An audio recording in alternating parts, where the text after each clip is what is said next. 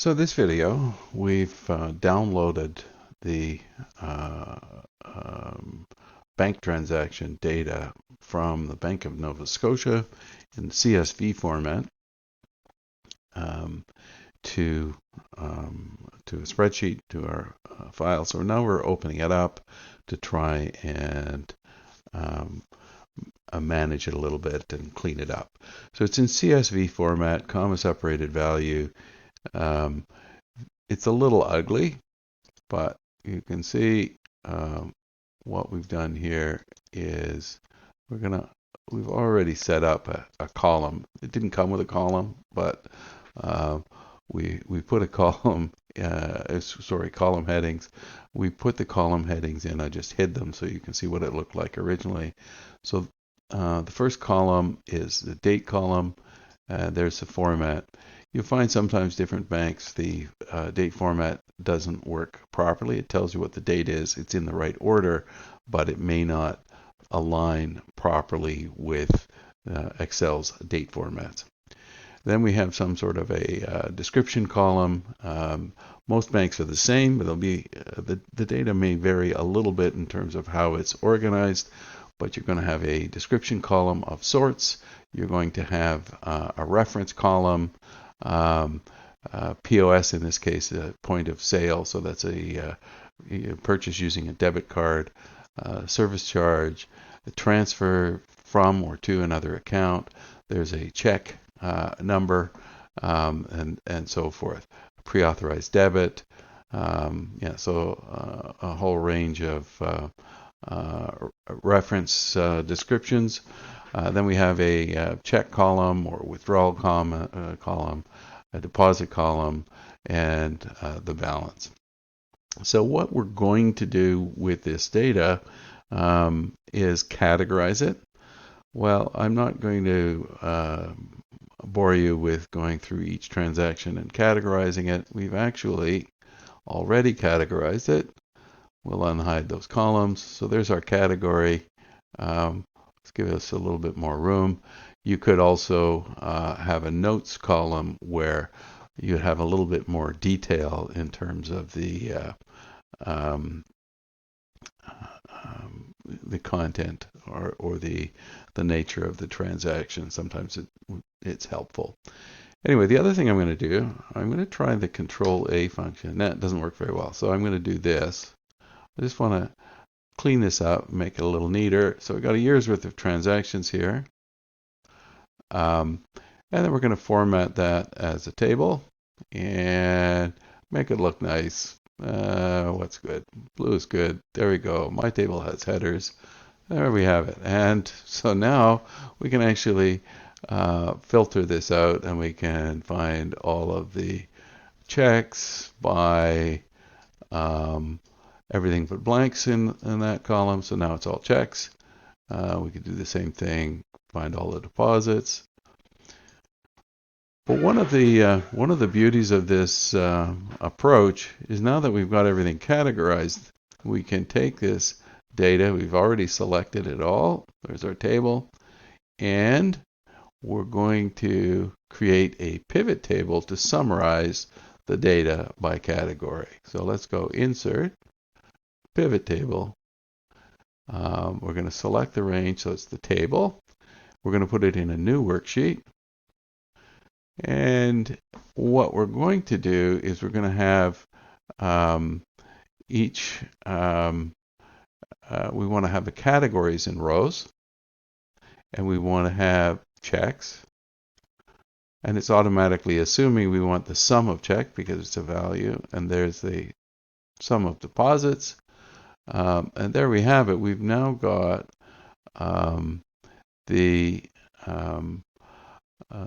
all of the transactions, the ones with check amounts, the one with deposit amounts, and we can then and let's just name this sheet Pivot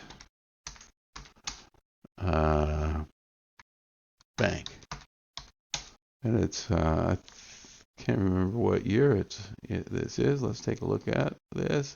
2017. Let's do Pivot Bank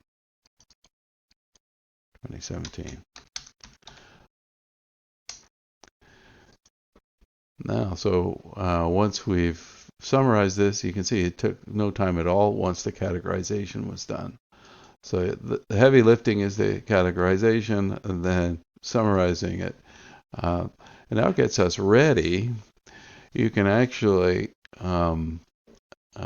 record a transaction into your accounting system by just using these summaries. So there's the so it's a compound entry, if you will. So our bank account will be credited, because when you use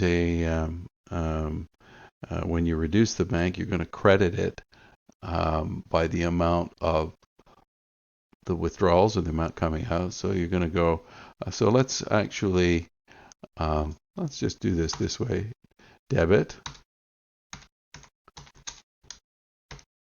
also known as DR, and credit,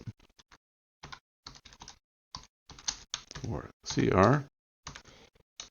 And then we're going to go, debit bank will actually be, and let's make this a little neater.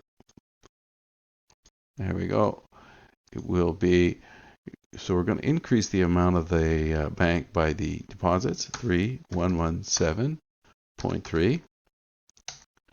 And we're going to decrease the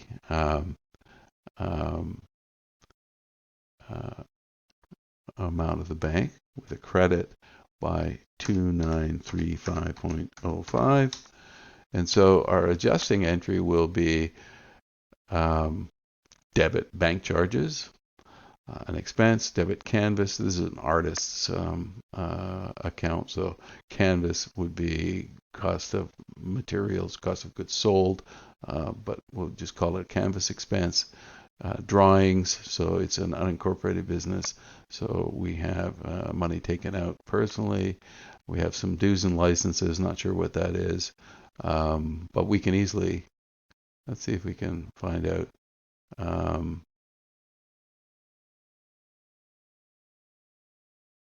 You can actually, I believe, yeah, there we have it.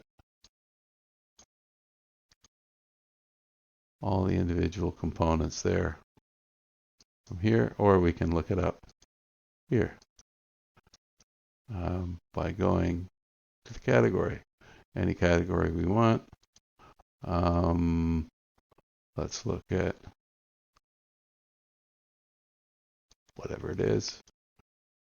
So we have pre-authorized debit and some sort of equipment lease and adjustment and so forth. So so we can see it's very straightforward. We don't need this, so I'm going to delete this sheet. So we now have the basics of an accounting system just by downloading the bank transactions. And all of this data can easily be retrieved, summarized, posted to an accounting system, and easily filtered and reviewed.